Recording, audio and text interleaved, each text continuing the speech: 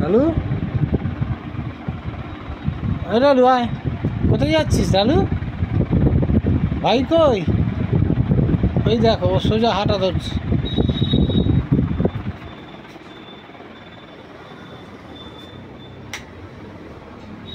এই লালু, তুই কোথায় যাচ্ছিস এখানে? আর এই যে কুসুম বসে আছে, টিকলি শুয়ে আছে। ঢালু কই?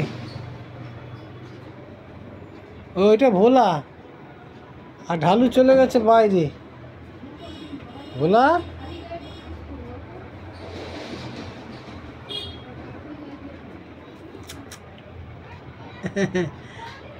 কুসুম রানী, এই যে টিকলি রানী।